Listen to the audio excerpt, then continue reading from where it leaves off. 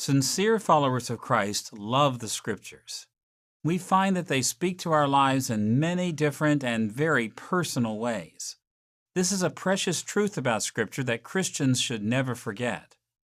But many times, this wonderfully personal dimension of Scripture can actually cause us to lose sight of something that we must always remember.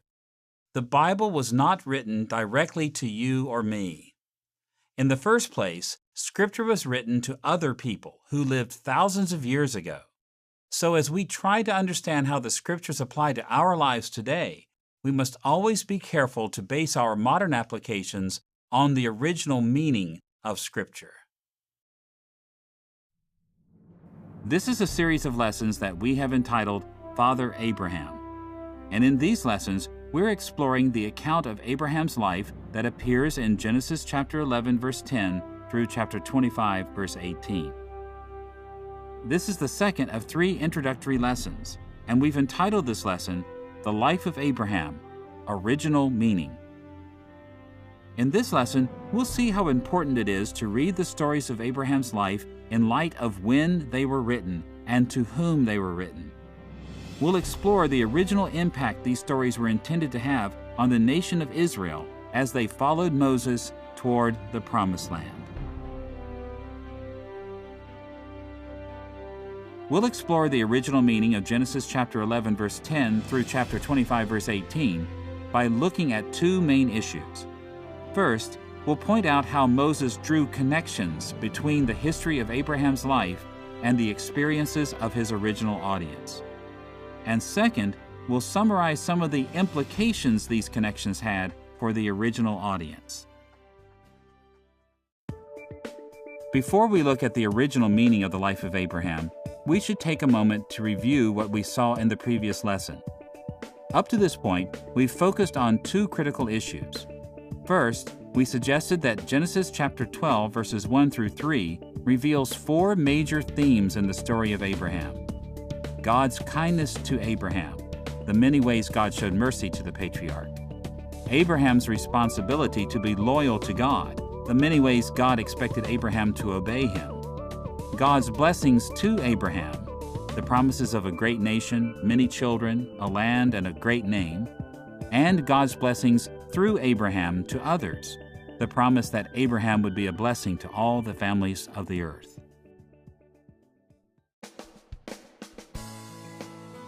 Beyond this, we also saw that these major themes shaped the way Abraham's story was told in Genesis.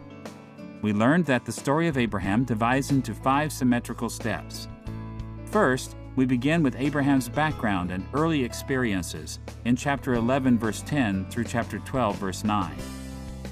Second, several episodes concentrate on Abraham's earlier interactions with representatives of other peoples in chapter 12, verse 10 through chapter 14, verse 24.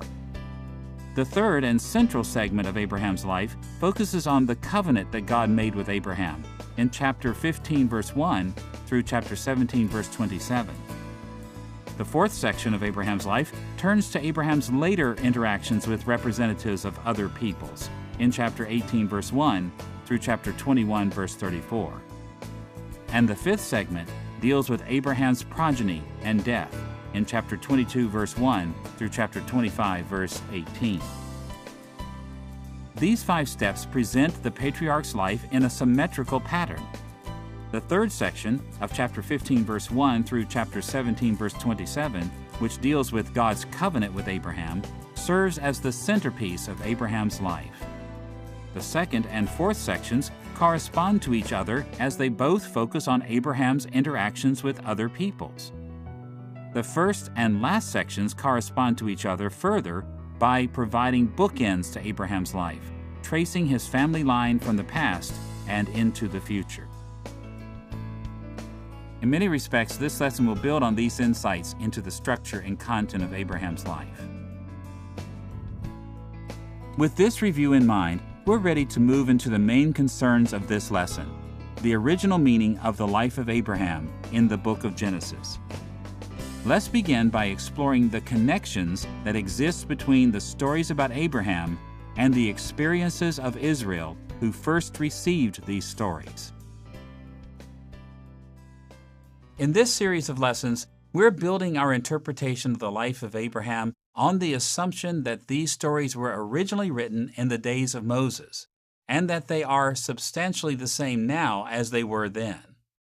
Most critical scholars believe that these stories were not written in the days of Moses, but other portions of the Old Testament, as well as Jesus himself, insisted that Moses did write Genesis. And because of this, modern Christians should affirm the Mosaic authorship of this book. But in this series, we're also concerned with going a step further. We want to grasp not just the fact that Moses wrote these stories. We want to know why he wrote them. What was his perspective on the life of Abraham? What were his purposes in writing? One of the best ways to begin to explore the original meaning of Abraham's life is to look for the ways Moses connected his stories about Abraham with the experiences of his original audience, the Israelites who followed him away from Egypt and toward the Promised Land. To explore how Moses connected his stories about Abraham to his original audience, we'll touch on three matters. First, we'll explore what we mean when we speak of these connections. Second, we'll look at some types of connections that appear within the stories of Abraham's life. And third, we'll summarize the connections in these stories by looking at each of the 5 major steps in the structure of Abraham's life story. Let's begin with what we mean when we speak of connections.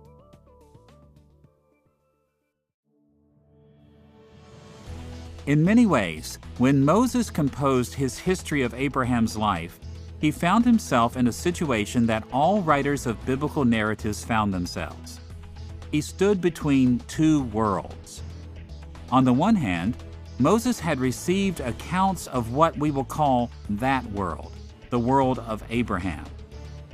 He knew about what had happened in Abraham's life some 500 to 600 years earlier, both from tradition and from extraordinary revelation from God. In this sense, Moses dealt in the first place with the ancient world of Abraham's life. But on the other hand, Moses also dealt with the world in which he lived, what we might call their world, the world of Moses and the Israelites who followed him.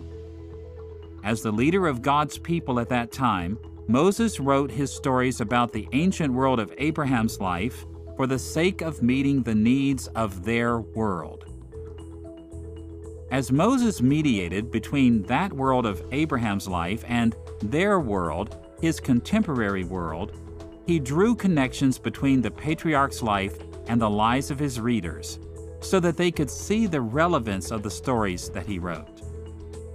That is to say, Moses selected and shaped his stories in ways that made it possible for the Israelites following him to see that Abraham's life had connections to their lives. In large part, Moses did this by writing so that his audience could draw comparisons and contrasts between Abraham and their contemporary experiences. Sometimes these comparisons and contrasts were only slight, and other times they were more extensive. But in every episode, Moses somehow drew attention to these kinds of connections between Abraham's life and the lives of his original audience.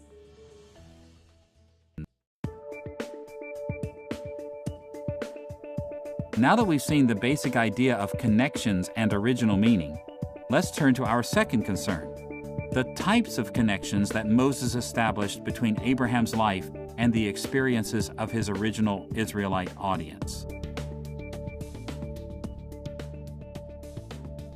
For any story to have relevance for its readers, it must portray a world that its readers can understand. If the world of a story is completely different from the real world, if readers cannot relate to the story's characters and themes, then the story will not communicate.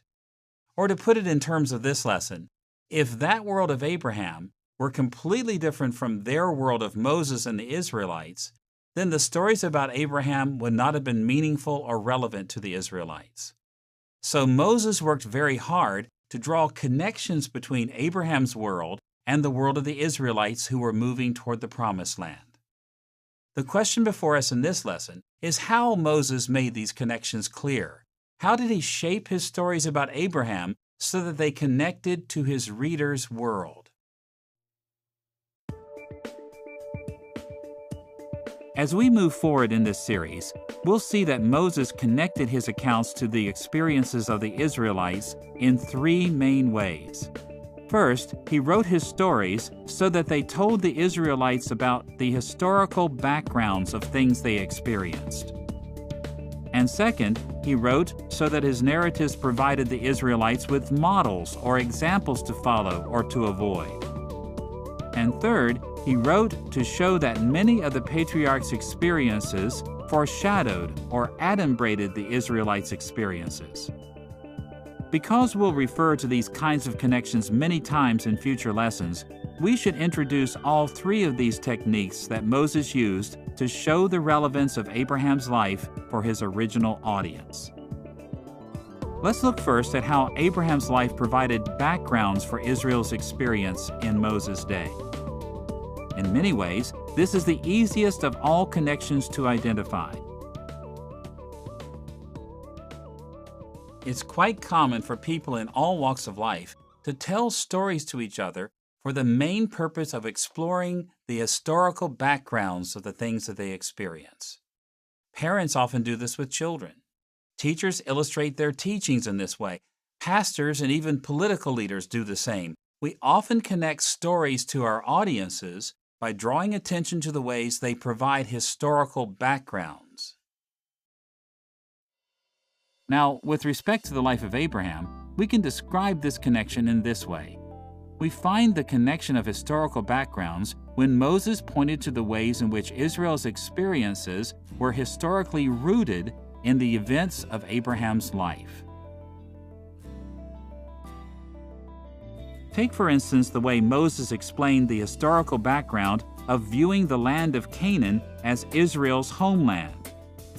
You'll recall that a number of times during the Exodus, the Israelites wondered why they had to go all the way to the land of Canaan. Why would Moses not allow them to stop short of entering that land? On a number of occasions, Moses addressed this very issue by providing certain details about the historical background of Abraham's life. In a word, he showed that God had specifically given Abraham a homeland in Canaan, so that the Israelites could see why he insisted that they too had a homeland in Canaan. For instance, we read these words that God spoke to Abraham in Genesis chapter 15, verse 18. "To your descendants I give this land, from the river of Egypt to the great river, the Euphrates." This passage established the origin or historical background of Moses' insistence that Israel possess Canaan. God had given that land to Israel's great father, and he had given it to them as his descendants, so settling in some other land would not do. As we explore more details of Abraham's life, we'll see that Moses frequently pointed to these kinds of historical backgrounds. A second main way that Moses connected the life of Abraham to Israel in his day was by providing them with models. Let's see how modeling worked in these stories. Moses did not want his original readers to receive the stories of Abraham as mere background information. He described many situations in the patriarch's life so that they could see a significant number of similarities between the circumstances of Abraham's life and their own circumstances. These similarities raised moral issues for Moses' audience. Moses pointed out that these similarities made it possible for Israel to see examples, to follow, and to reject. Telling stories for the sake of providing models or examples is a common way to connect stories to their listeners. It happens all the time. When we warn someone at work not to do this or not to do that, we often add a story about what happened the last time someone made that mistake. If we're teaching children why they should work hard in school, we often reinforce instruction with stories that give examples of people who have great success because they worked hard in school. Moses often did the same thing to connect his stories about Abraham to his original Israelite audience. He presented Abraham's story so that his characters could serve as models for Israel to follow or to reject. Consider, for instance, how Moses exhorted the Israelites to boldness against the threat of the Canaanites who occupied the land of Canaan. We know from the books of Numbers and Deuteronomy that the Israelites following Moses refused to enter Canaan because powerful Canaanites occupied the land. Their hearts were full of dread because the Canaanites seemed to be an invincible foe. In Deuteronomy chapter 1, verses 26 through 28, we read these words of Moses to the tribes of Israel. "But you were unwilling to go up. You rebelled against the command of the Lord your God. You grumbled in your tents and said, 'The Lord hates us.' So he brought us out of Egypt to deliver us into the hands of the Amorites to destroy us. Where can we go? Our brothers have made us lose heart. They say, 'The people are stronger and taller than we are. The cities are large with walls up to the sky.'" One of the ways Moses addressed this fear of the Canaanites was to provide his readers with the example of Abraham facing Canaanites in his day. For instance, we find the first reference to Canaanites in Abraham's life in Genesis chapter 12, verse 6. Abraham traveled through the land. At that time, the Canaanites were in the land. And in a similar way, in Genesis chapter 13, verse 7, we read these words, "The Canaanites and the Perizzites were also living in the land at that time." Why did Moses mention the Canaanites' presence in the land of promise twice in two adjacent episodes? One of his purposes was to show Israel that Abraham's situation was very similar to theirs. Canaanites were in the promised land in Abraham's day, just as they were in the days of Moses and Israel. Yet Abraham believed the promises of God and went forward boldly into the land occupied by Canaanites. In this way, Moses encouraged his readers to imitate Abraham's boldness by trusting the promises of God and by going into the land even though Canaanites still occupied it. In this way, Abraham became their example to follow.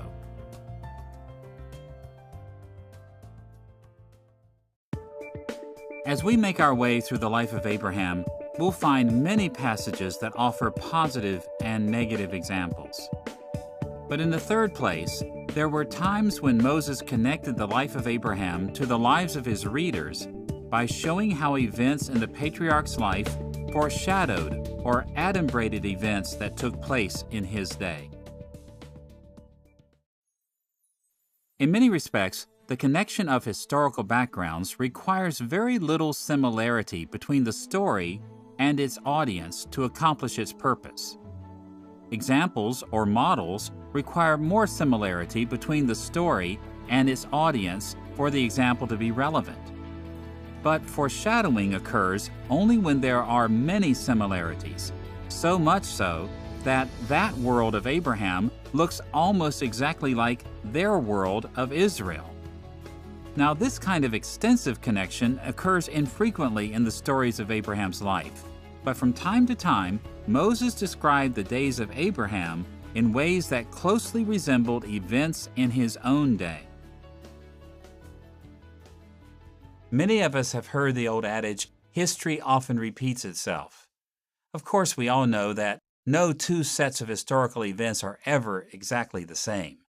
But sometimes events are so similar that the second seems to be almost a repetition of the first. When biblical writers saw that events in the past seemed to be repeated in the lives of their audiences, they often made this connection clear. And this literary technique is known as foreshadowing.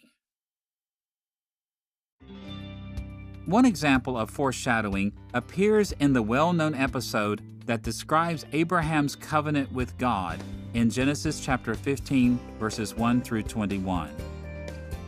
God gave Abraham assurance that his descendants would one day possess the land of Canaan by calling him to prepare for a covenant ritual. Abraham prepared by cutting some animals in half and by placing the pieces of their torn flesh on either side of a path. After the patriarch had fallen asleep, he had a vision of something that closely resembled an experience the original audience had in their day. In Genesis chapter 15, verse 17, we read these words, "When the sun had set and darkness had fallen, a smoking firepot with a blazing torch appeared and passed between the pieces." In the larger context of this passage, we learn that this smoking pot and blazing torch represented God Himself passing among the torn flesh of animals as an assurance that He would surely give Abraham's descendants the land of promise. Now get the picture. In Genesis chapter 15, verse 17, God passed before Abraham as smoke and fire to assure him that God would give his descendants the land of promise. Now to us as modern readers, it may seem strange for God to assure Abraham by appearing as smoke and fire. But when we remember that Moses wrote about Abraham's life for the Israelites following him toward the promised land, it's not surprising at all that he would include this detail. Throughout the Israelites' travels, God had appeared before Israel in a way that resembled the smoking pot and flaming torch. In the glory cloud that led them toward the promised land, God appeared to them too as smoke and fire. So in this way, God's appearance to Abraham foreshadowed the way He appeared to the Israelites in Moses' day. And as Abraham gained assurance of possessing the land because God went before him in this manner, the Israelites hearing this story should have gained assurance of possessing the land in their day as well. Another even more extensive foreshadowing occurs in the episode of Abraham's deliverance from Egypt, found in Genesis chapter 12, verses 10 through 20. This passage was written to guide Israel in their outlooks on Egypt. In this case, Moses constructed the entire episode so that it closely paralleled the experience of Israelites under his leadership. In Genesis chapter 12, verses 10 through 20, Abraham began a sojourn in Egypt because of a famine in the land of Canaan. He was delayed in Egypt when Pharaoh took Sarah into his harem. But God delivered Abraham by sending diseases on Pharaoh's house. Pharaoh then sent Abraham away from Egypt, and Abraham left Egypt with great wealth. This story about Abraham was clearly designed to foreshadow the experience of the nation of Israel generations later. Just like Abraham, they sojourned to Egypt because of a famine in the land of Canaan. They were held there by Pharaoh. They were delivered by disease sent from God to the house of Pharaoh. Pharaoh ordered Israel's release, and Israel left Egypt having plundered the riches of the Egyptians. Moses purposefully shaped this account so that it foreshadowed the experiences of his audience. This kind of extensive foreshadowing is rare in the stories of Abraham, but such connections appear here and there in Abraham's stories. As we read through the life of Abraham, we'll see all three connections in different ways and at different times. Moses connected that world of Abraham's life to their world, the world of his original audience, by giving them the historical backgrounds of their experiences, by providing them with models to follow and reject, and by showing how Abraham's life foreshadowed many of their experiences.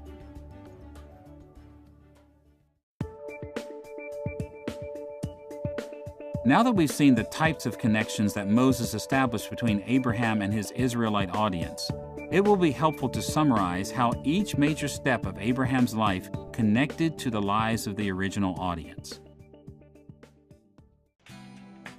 You'll recall that Abraham's life divides into 5 symmetrical steps.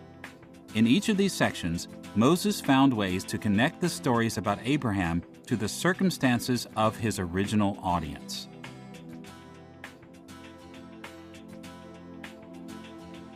First, Moses told about Abraham's background and early experiences in ways that connected to the background and early experiences of the people who had followed him out of Egypt. Both Abraham and Israel descended from the same family, and both Abraham and Israel had been called by God to inhabit the land of Canaan. So Moses gave historical backgrounds, set up Abraham as a model, and even showed ways that Abraham's life foreshadowed the experiences of the original audience. Second, Moses also described Abraham's early interactions with others in ways that connected to his audience. He spoke of how Abraham interacted with Egyptians because Israel interacted with Egyptians in their day. He spoke about Abraham and Lot because Israel interacted with descendants of Lot, the Moabites and the Ammonites. He wrote about kings from the east and the Canaanite king of Sodom because Israel had similar experiences with foreign kings and Canaanite cities.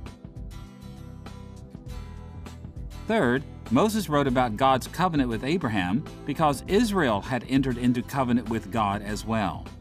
Abraham's covenant with God foreshadowed the covenant God made with Israel in many different ways. Fourth, Moses wrote about Abraham's later interactions with other peoples.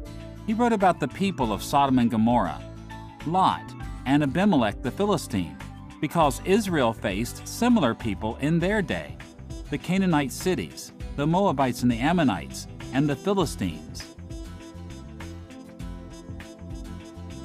And fifth, Moses wrote about Abraham's progeny and death in a way that connected with his Israelite readers.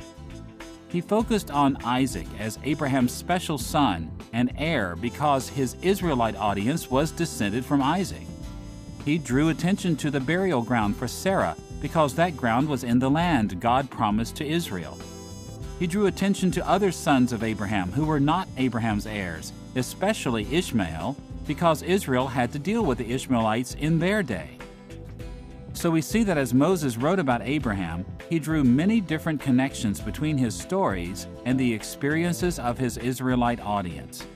And he did this in order to provide significant guidance for the Israelites as they followed him toward the Promised Land. Now that we've seen the main ways Moses connected Abraham's life to his original Israelite audience, we need to ask another important question about the original meaning.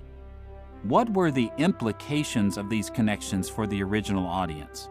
What were they to learn from the stories of Abraham's life? There should be little doubt that when people take time to write a history as complex as Abraham's life in Genesis, they have all kinds of motivations and goals. They want their story to have multiple impacts on their audiences. In fact, when Moses wrote the life of Abraham, his intentions were so manifold that it's impossible to decipher them all completely, much less to state them in just a few sentences.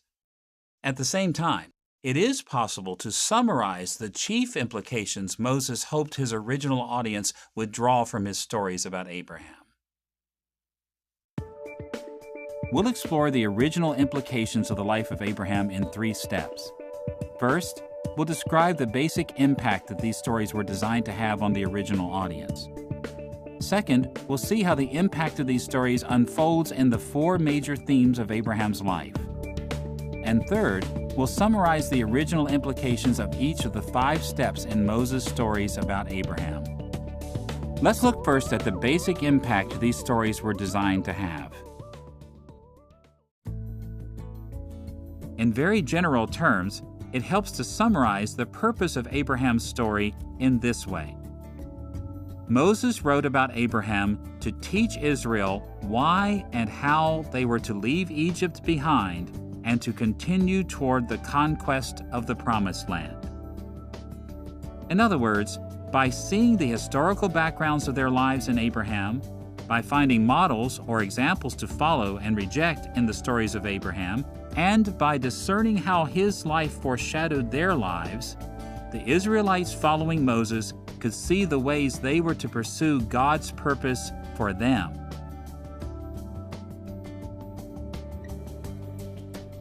Although we can be confident on the basis of the testimony of Scripture and even Jesus himself that the book of Genesis comes from the days of Moses, we should note that we cannot be sure precisely when Moses completed these stories as we have them now. Whatever the case, we may safely say that Moses' main concern when writing the history of Abraham would have been very similar for either generation. He wrote about Abraham to turn their hearts away from Egypt and toward possessing the Promised Land. This general implication for the original audience can hardly be overemphasized. Moses wrote to encourage the nation of Israel following him never to return back to Egypt and to succeed in the conquest of Canaan. And this broad implication guides us in our modern application of Abraham's life. As Christians, we are on a journey that actually completes the journey begun by Israel in the days of Moses. We're moving toward the new heavens and the new earth. So, for us to apply Abraham's stories properly to our lives, we must pay attention to the ways they instructed the original audience to keep moving toward Canaan.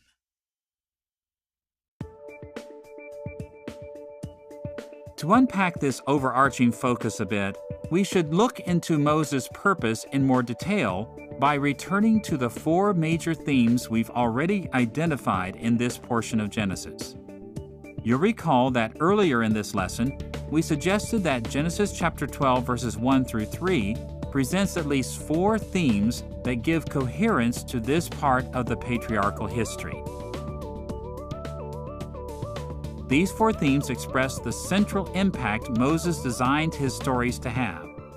First, he focused on divine grace to Abraham.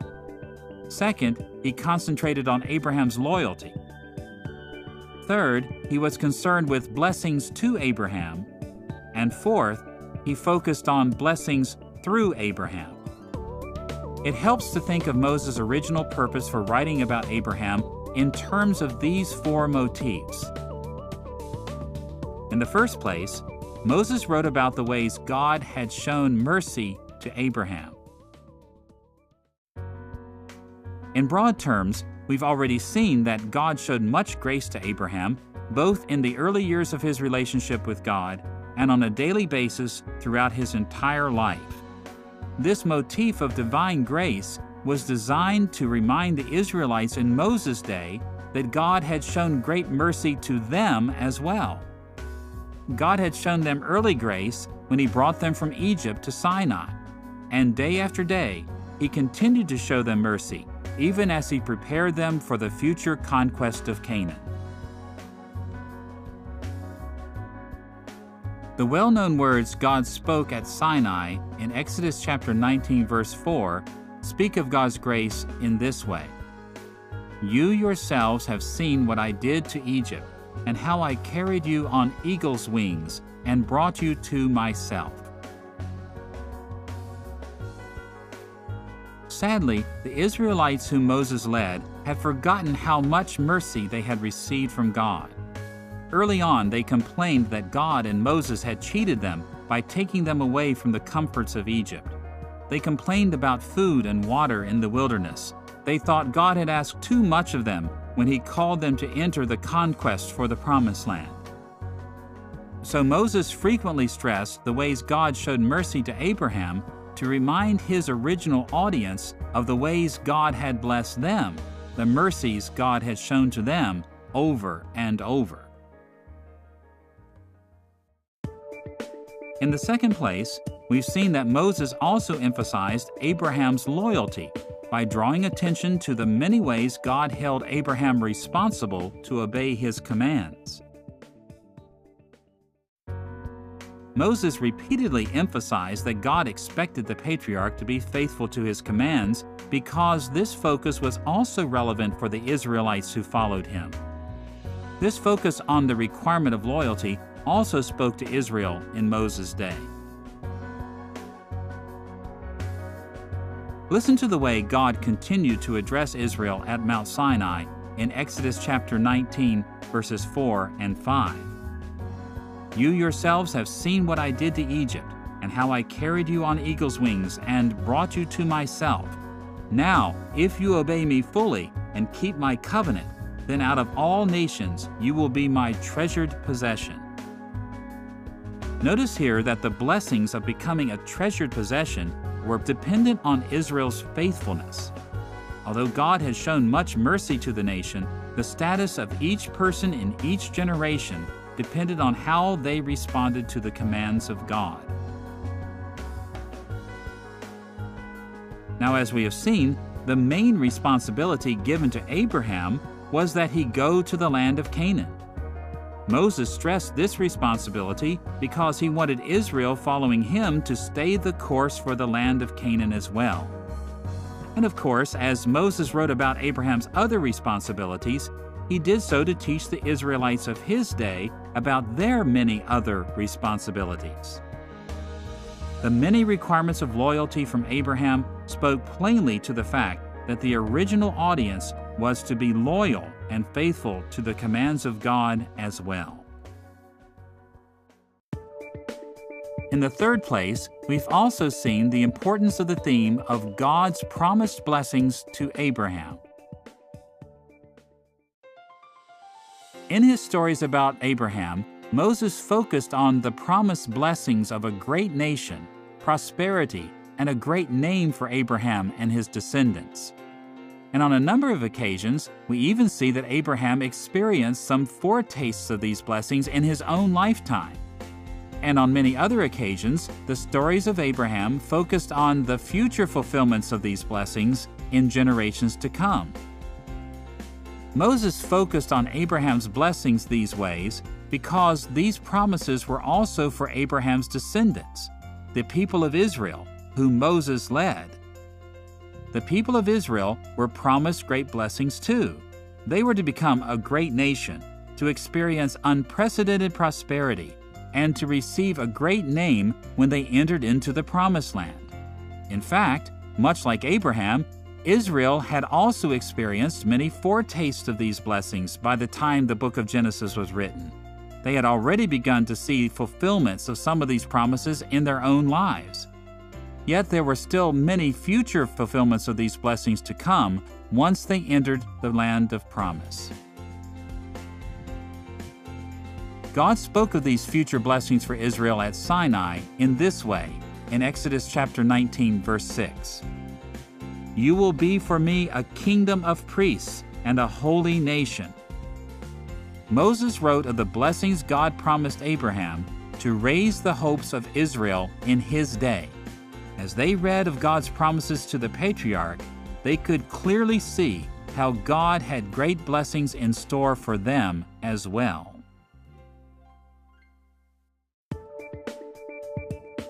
In the fourth place, we've also seen that the stories of Abraham revealed that God's blessings would also come through the patriarch to the entire world.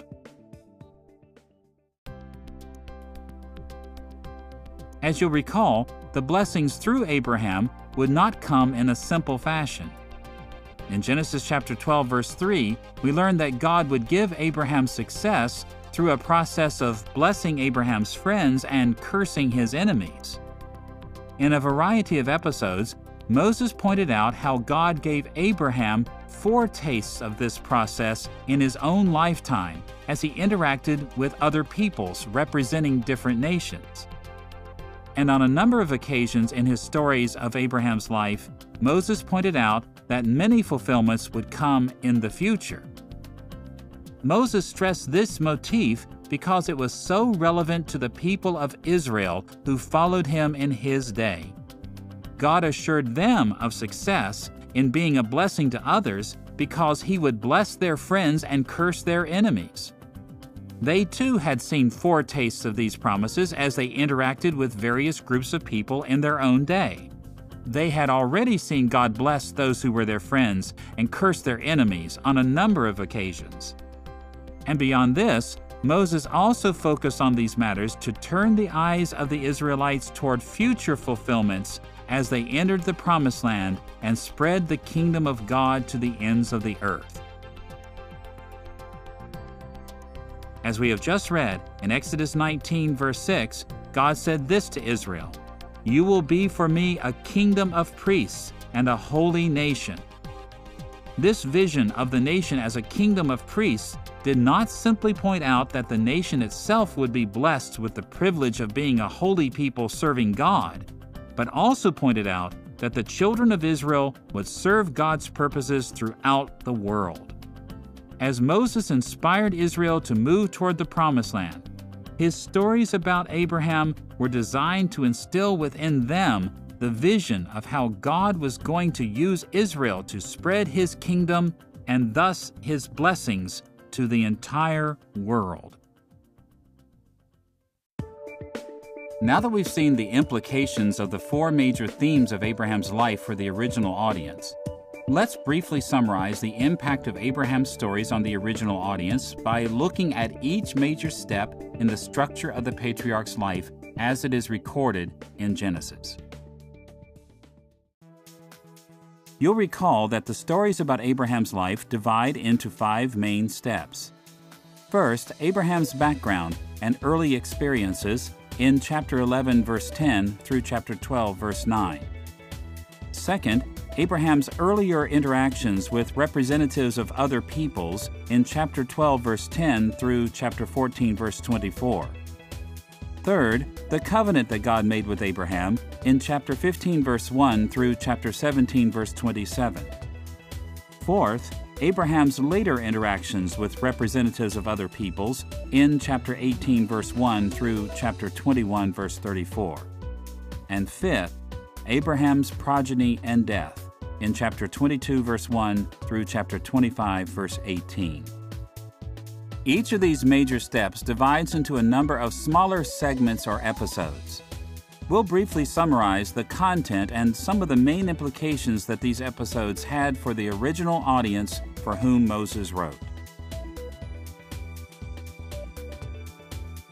The first step of Abraham's life, his background and early experiences, reported several features of Abraham's family and the time when God first called Abraham into his service.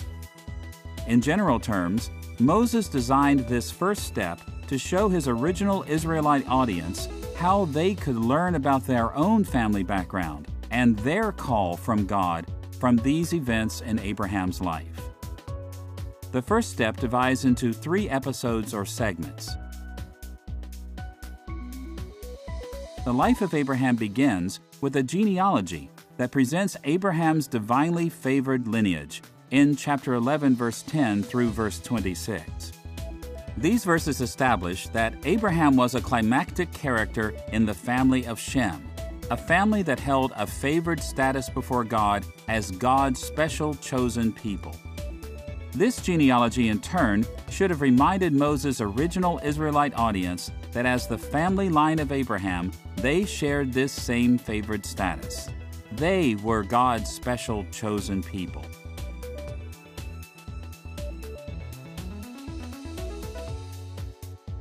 The second episode of Abraham's background and early experiences is another genealogy in chapter 11, verse 27 through verse 32. In a nutshell, this passage depicts Terah as an idolater who attempted to go to the land of Canaan but failed. Moses' original audience easily would have seen the similarity between Abraham's circumstances and their own. Their parents had been involved in idolatry and had failed to reach the land of Canaan as well.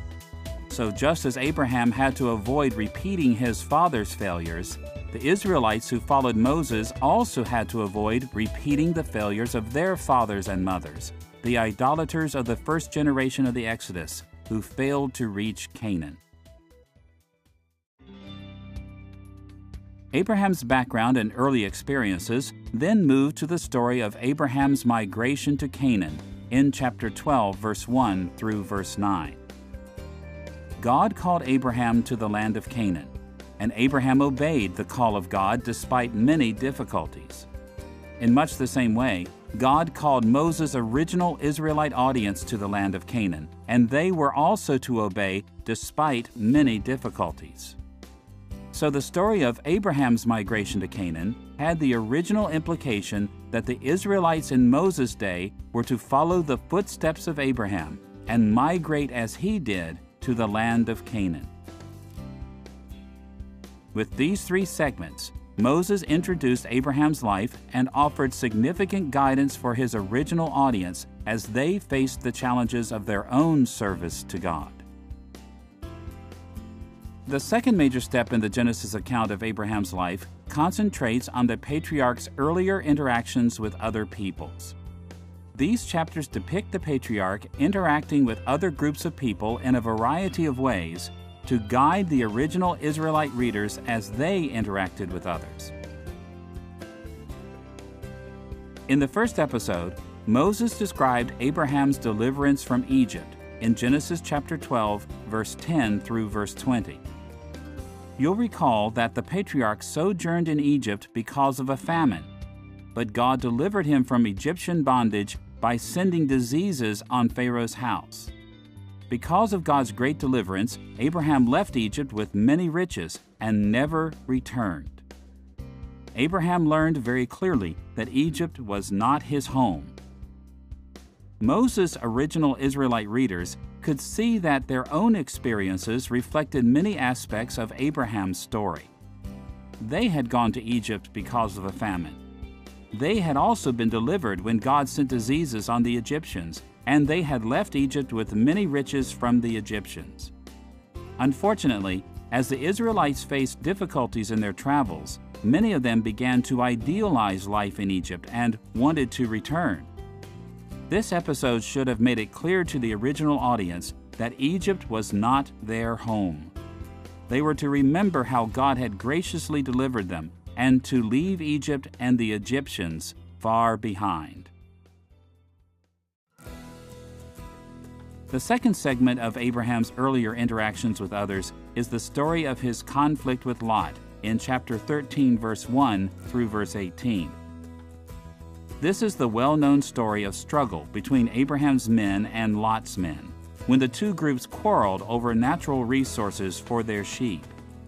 In this struggle, Abraham treated Lot with kindness, allowing Lot to live in peace in the land he chose. The original readers of Genesis would have had little trouble understanding what this story meant for them. According to Deuteronomy chapter 2, as they traveled toward the Promised Land, Moses commanded the Israelites to treat Lot's descendants with kindness, to let them live at peace in their ancestral land. In effect, Abraham's kind treatment of Lot showed the Israelites how to treat the Moabites in their day. The third episode of Abraham's earlier interactions with others is the story of Abraham's rescue of Lot in chapter 14, verse 1 through verse 24. This complex story described how Abraham defeated powerful tyrannical kings who had come from afar, and how he showed further kindness to Lot by rescuing him from these tyrannical kings. This story spoke rather plainly to the Israelites following Moses. As Israel passed through the lands of the Moabites and Ammonites who descended from Lot, the army of Israel defeated the tyrannical kings Sihon of the Amorites and Og of Bashan, both of whom had oppressed the Moabites and Ammonites. By rescuing the Moabites and Ammonites in this way, Israel followed the model that Abraham had set for them. And so it is that in each episode of this step of Abraham's life, Abraham was presented as a model for the Israelites to follow in their own times. Now we come to the third major step of Abraham's life, the covenant that God made with the patriarch in chapter 15, verse 1 through chapter 17, verse 27. In general terms, this step focuses on God's covenant with the patriarch in ways that reveal the character of Israel's covenant relationship with God. These chapters divide into three main segments. The first episode focuses especially on God's covenant promises to Abraham in chapter 15, verse 1 through verse 21. This chapter is the well-known account of the time when God entered into covenant with Abraham. God promised to give Abraham progeny and land. Specifically, God promised that Abraham would have a multitude of descendants, and that after a time of mistreatment in a foreign land, Abraham's descendants would be brought back to the land of promise. This passage was designed to remind the Israelites that God had made a similar covenant with Israel through Moses. And more than this, it showed them that they themselves were experiencing the fulfillment of God's promises to Abraham. The Israelites were Abraham's promised progeny, and they were returning to the very land that God had promised to their patriarch. To doubt these facts was to doubt the gracious covenant promises God had made to Abraham and reaffirmed with Moses. The second episode that focuses on God's covenant with Abraham is the patriarch's failure with Hagar in chapter 16, verse 1 through verse 16. This sad story recalls how Abraham and Sarah turned from the covenant promises of God by seeking a child through Sarah's Egyptian handmaiden, Hagar. Abraham and Sarah failed to trust God's covenant promises, but God rejected their alternative plan by not accepting the child Ishmael as Abraham's true seed. Moses' original audience repeatedly turned from God's promises and covenant and desired the comforts of Egypt. And this story from Abraham's life taught them that just as Abraham's plan had been rejected, their alternatives to God's plan would also be rejected. The third episode focusing on God's covenant with Abraham is the account of Abraham's covenant requirements in chapter 17, verse 1 through verse 27. In this passage, God confronted the patriarch over his failure to follow God's plan. The Lord also reasserted the need for covenant loyalty by instituting circumcision as a covenant sign that was to be applied to Abraham and his sons. By this sign, God reminded Abraham that his covenant relationship entailed the responsibility of loyalty, and that loyalty would lead to great blessings. Moses recounted this side of Abraham's covenant to confront the Israelites in his day over their failures to remain faithful and to reassert the Israelites' need for covenant loyalty. Only as the Israelites were faithful to their covenant God could they rightly hope for his great blessings. So the centerpiece of Abraham's life, his covenant with God, drew attention to the grace of God's marvelous promises to Israel, but it also forcefully reminded his audience that they were obligated to display loyal service to their covenant God. Now we come to the fourth step of Abraham's life, his later interactions with others in chapter 18, verse 1 through chapter 21, verse 34. In these chapters, Abraham encountered various people who were associated with people living in Moses' day.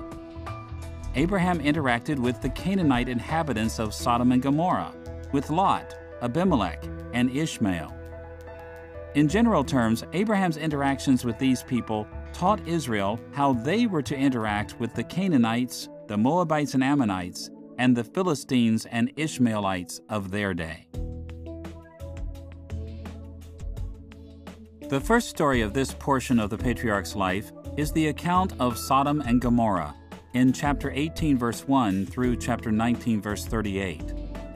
This well-known narrative tells of the threat of divine judgment against the evil Canaanite cities. It tells about Abraham's concern for the righteous in those cities and the destruction of the cities, as well as Lot's rescue. These events spoke directly to the situation facing Moses' original audience. They helped them understand what was happening with people living in their day. God's threat against the Canaanites, the concern they were to have for the righteous among the Canaanites, like Rahab, whom they later encountered in Jericho, the destruction that was sure to come against the evil Canaanite cities, and their relationship with Lot's descendants, the Moabites and the Ammonites. The second portion of Abraham's later interactions with others appears in chapter 20, verse 1 through verse 18. In this story, Abraham once again interceded for an inhabitant of the land, namely for Abimelech, the Philistine. You recall that Abimelech threatened Abraham's future by taking Sarah from Abraham, not knowing she was his wife. Then God brought judgment against Abimelech, and Abimelech proved to be righteous by repenting of his actions.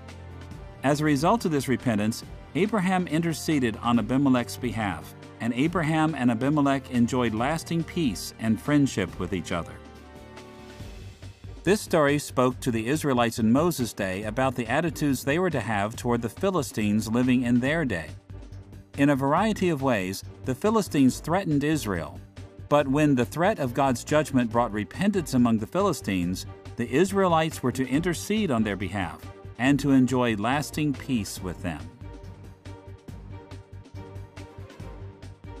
The third narrative of this section, found in chapter 21, verse 1 through verse 21, focuses on the difficult relationship between Isaac and Ishmael. Isaac and Ishmael were both sons of Abraham, but when tensions rose between them, God instructed Abraham to separate Ishmael from the family. God still blessed Ishmael, but made it very clear that Abraham's only rightful heir was Isaac. As Moses informed his original audience of these events, he helped them understand the nature of their relationship with the Ishmaelites of their day. When tensions rose between Israel and the Ishmaelites were to remember that God had ordained a separation between them. Although God blessed the Ishmaelites in many ways, the Israelites were the true heirs of Abraham.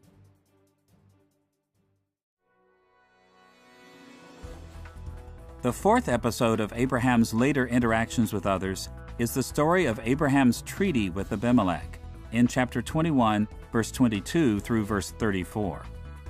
This story reports how the Philistine Abimelech acknowledged God's favor toward Abraham, and how Abraham agreed to live in peace with Abimelech and his descendants. It goes on to tell how controversy arose over water rights for Abraham's sheep, and how Abimelech and Abraham entered into a formal treaty at Beersheba, pledging mutual respect and honor. Abimelech and his commander reminded Moses and the Israelites of the potent threat the Philistines were in their day. Here, Moses taught his followers that if the Philistines would acknowledge God's blessings on Israel, then Israel should follow Abraham's example and live in peace with them.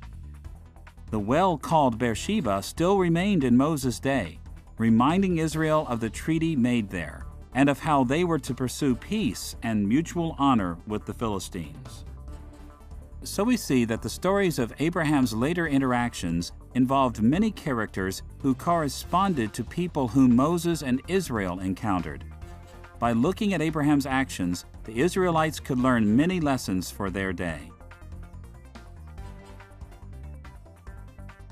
Now we come to the final step of Moses' record of Abraham's life, his progeny and death, in chapter 22, verse 1 through chapter 25, verse 18. These episodes focus on Abraham's legacy, which extended his covenant relationship with God to future generations. In general terms, the Israelites who first received these stories from Moses should have learned much about their own status as Abraham's heirs and about the hopes they were to have for their own progeny. The first episode in this portion of Abraham's life is the well-known story of Abraham's test in chapter 22, verses 1 through 24. This test was designed to determine if Abraham loved God more than he loved his son Isaac. God initiated a difficult test, calling Abraham to sacrifice his son. Abraham complied, and God assured Abraham that the result of his compliance would be a very bright future for Isaac. Although there were countless implications of this story for the Israelites following Moses, the most prominent feature of this passage was that it reminded them that God was testing the nation of Israel to see the depth of their loyalty to Him. God initiated many tests for the nation of Israel in Moses' day, and Abraham's compliance to his test reminded them of their own need to comply with the tests that God set before them, no matter how difficult they were. And the affirmation of Isaac's grand future as Abraham's progeny reminded the Israelites of the grand future they themselves would have if they passed these tests. the second episode of the last step of Abraham's life is the story of the patriarch's purchase of burial property in chapter 23, verse 1 through verse 20. This story describes how Abraham acquired a family burial site in Hebron when his wife Sarah died. The narrative emphasizes that the patriarch did not accept this property as a gift, but rather that he purchased it. This deed of property established his family's legal right to see the land of Canaan as their homeland. The Israelites following Moses understood the importance and implications of this purchased burial site for their own lives. It was their ancestral burial site. Abraham, Isaac, and Jacob were all buried there. They understood that it was their legal possession in the land, even prior to the conquest. Abraham, Isaac, and Jacob spent much of their lives in and around Hebron. The Israelites were so committed to Hebron as their ancestral homeland that they even carried the bones of the patriarch Jacob back to Hebron for burial. This story about Abraham's purchased burial land demonstrated that the proper place for his descendants was none other than the land of the Canaanites. The third episode of Abraham's Progeny and Death is a touching story about Abraham's daughter-in-law, Rebekah, who became the wife of his special son Isaac in chapter 24, verse 1 through verse 67. In this story, in order to ensure that Isaac would avoid Canaanite corruption, Abraham insisted that Isaac not marry a Canaanite woman.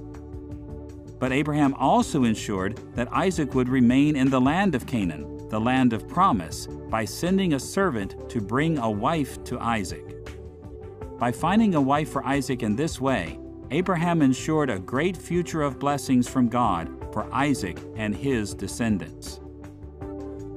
The Israelites following Moses should have learned from this story that Isaac, their ancestral connection to Abraham, remained pure from Canaanite corruption, even as he maintained his homeland in Canaan. Isaac's bright future of blessing would be their bright future as well, so long as they resisted the corruption of the Canaanites who dwelled in the Promised Land. The final episode of Abraham's life is the story of the patriarch's death and heir in chapter 25, verse 1 through verse 18. This collection of several brief accounts lists Abraham's sons by wives other than Sarah. Then it turns to the patriarch's death, during which Isaac received Abraham's final blessing as his legal heir.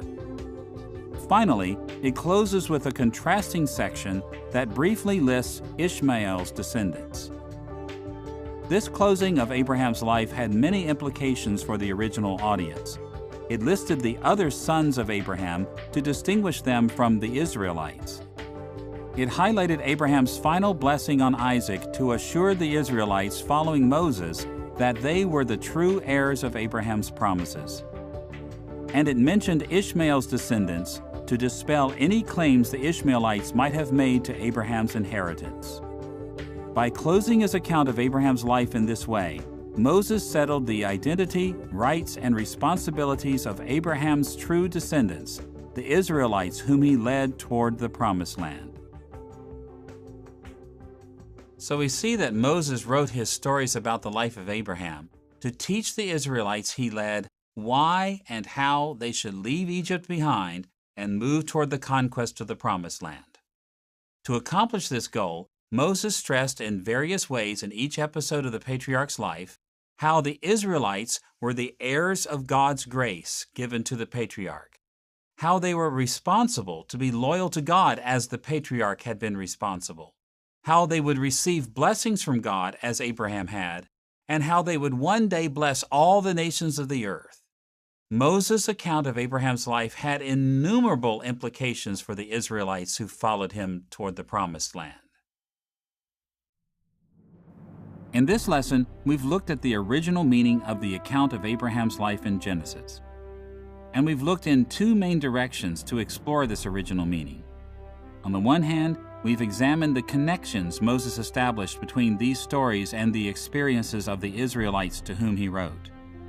And on the other hand, we've looked at how Moses designed his stories to impact his original audience as they left Egypt behind and moved toward the conquest of Canaan. As we learn more about the connections Moses drew between Abraham and the original Israelite readers, and the impact that he expected his stories to have on his audience, we will discover how each episode of Abraham's life was intended not only to guide the Israelites. We will also be better able to discern how these stories should apply to our lives today.